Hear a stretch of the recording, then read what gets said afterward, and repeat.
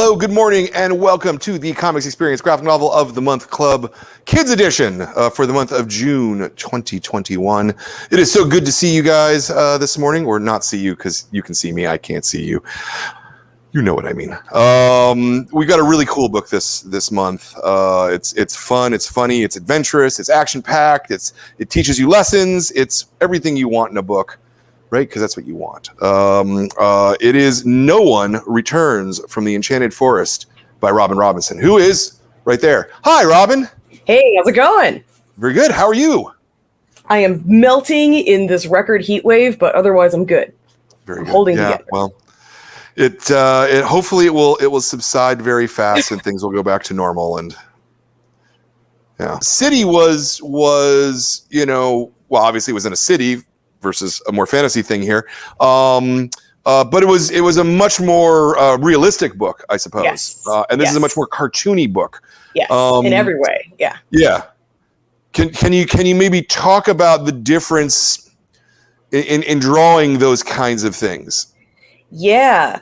That was part of why this book ended up the way it did, was that while I absolutely loved all the research that we did for The City on the Other Side, I loved the process, but I found that the amount of physical effort that it took for me to draw in that style in such a short amount of time, I had barely 18 months to draw that book, which is just how it is.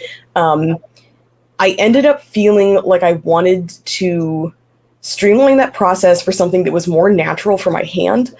And I was doing, after doing that much cartooning so quickly, I was beginning to figure out what was better. Just what strokes were better for my hand to make, what was going to let me be more expressive with less work. And so, of course, to fill in all that work that I wasn't spending because of just the art style, I then drew a million little plants to just absolutely destroy anything about it being time-saving. Can't make it too easy. Yeah. Is there something about cartoony characters, the way they kind of bend and stretch that changes the way you tell a story? It does. I think that it made me feel so much more free to have their body language be more expressive, to see a lot more about who they are based on how they would, because they're not moving, they're very static images, but I think they feel like they flow and move a little bit more when they're cartoony on that level. And I like that. That was especially for a story like this that is, it's contemplative in moments, but it is actually kind of actiony. And I wanted to just get that sense of movement and just, it's so few pages to try to characterize everybody. And I feel like the level of how broad cartooning is when it's this cartoony, I felt like that lets me do that a little bit quicker. Yeah. Yeah. It's interesting because of the influences or your formative work. It really is. Charles Addams, I guess, is cartoony, but it's a very kind of formal. Yeah, it's editorial. Yeah, everything's very posed. Everything's very which I like too. And X-Men comics from the '90s are not at all cartoony at all. A little bit of the Chris Bacalo era, which I really liked. But I kind of liked it before he.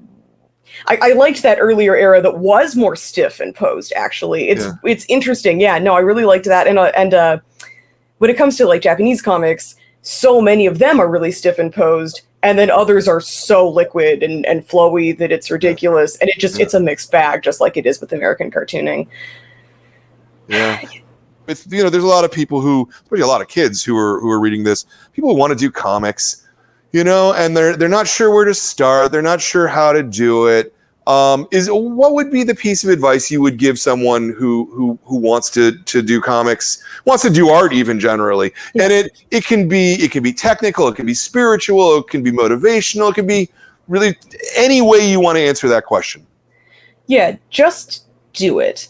Find whatever works for you, and don't convince yourself that there's something wrong with that kind of practice, right? Where like, if the only way that you can draw is in the margins of your math homework, that's great. Use that as much as you can. Eventually you'll be able to branch out and do other things with it, but don't turn away from what's working for you right now. Definitely understand that the amount of time it takes to do any project is massive and maybe longer. Like, it will take whatever project you do, your entire lifetime up to that point is part of doing that project. And that is like a thing that should be hopeful for the future, is that you may not be able to accomplish exactly what you want right now, but the work you're doing that isn't getting there, that isn't perfect, is going to make you better at making the work you want to make eventually. Yeah, no, I love that. That's a perfect answer. That's not that there's a wrong answer to that question, but I like that one quite a bit.